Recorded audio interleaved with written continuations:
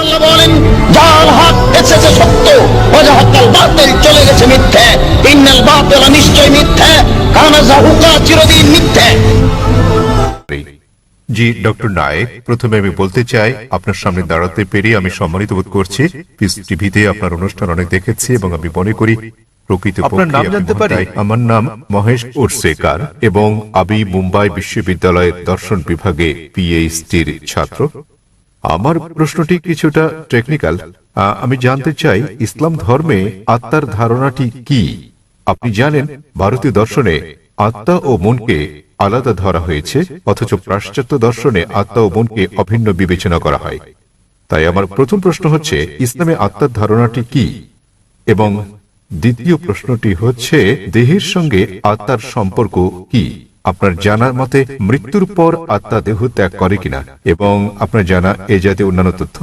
তাহলে এটি একটি দুই অংশ বিশিষ্ট প্রশ্ন। আত্মার ধারণাটি কি, দেহের সঙ্গে আত্মার সম্পর্ক, এবং মৃত্যুর পর আত্মার কি হয়? ধন্যবাদ। ভাই মহেশ প্রশ্ন করলেন যে আত্মার ধারণাটি কি ইসলামে, এবং সম্পর্কটা কি আত্মা ও মানব দেহের মধ্যে, এবং মৃত্যুর পর আত্মার কি হবে, এটাই মূল প্রশ্ন। ঠিক তাই। যতদূর পর্যন্ত আত্মার সংশ্লিষ্টতা রয়েছে, তাতে আত্মা হচ্ছে মানব দেহের নির্যাস।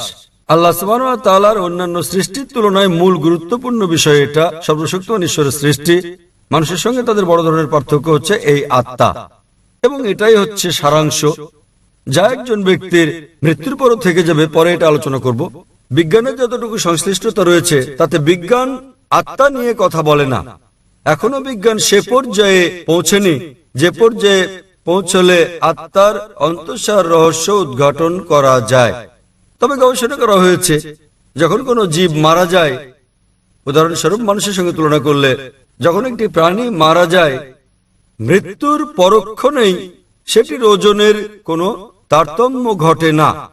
তবে যখন আমরা একজন মানুষের ওজনের বিষয়টি বিশ্লেষণ করি, যখন তার জান কবজ করা হয় এবং সে মারা যায়, তাৎক্ষণিকভাবেই তার ওজন কমে যায়।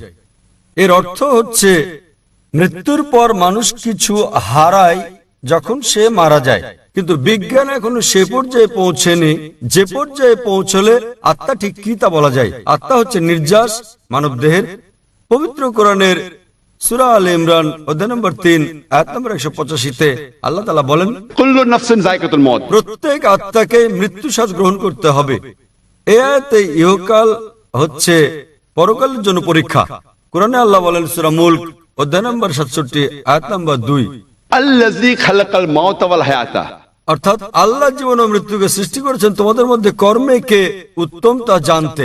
তাই এই পার্থিব জীবন পরকালের জন্য পরীক্ষা, এবং প্রত্যেক আত্মাকে মৃত্যুর স্বাদ নিতে হবে। একজন মানুষ মারা গেলে তার আত্মা দেহের মধ্যে থাকে না, কিন্তু বিচার দিবসে যখন তাকে পুনরুত্থিত করা হবে, তখন তার করা নেক কাজ ও পাপ কাজের উপর ভিত্তি করে বিচার দিবসে সর্বশক্তিমান ঈশ্বর, তিনি মালিক ইয়াউমিদ্দিন, অর্থাৎ তিনি বিচার দিবসের মালিক। দুনিয়ার জীবনে আপনি যেমন কাজ করেছেন তার উপর ভিত্তি করে সেদিন আপনার জন্য নির্ধারণ করা হবে আপনি বেহেশতে না দোজখে যাবেন। সুতরাং আত্মা জীবিত থাকে, আত্মা মরে না। এটি কেবল মৃত্যুর স্বাদ গ্রহণ করে যখন কোনো মানুষের দেহ মারা যায়। যখন দেহ প্রাণের সঙ্গে থাকে তখন সে মানুষ। তবে পরকালে সম্পূর্ণ নতুন একটা দেহ দেওয়া হবে এবং আত্মা বেঁচে থাকবে, এবং তখন এই জীবনের পরীক্ষার ফলাফলের উপর ভিত্তি করে বেহেশত দোজখ দেওয়া হবে। আশা করি উত্তরটা আপনি পেয়েছেন। আত্মা আর মন কি অনুরূপ? ভাই প্রশ্ন করলেন আত্মা আর মন কি অনুরূপ? না। আবার বলছি, মন হচ্ছে ভাবগত।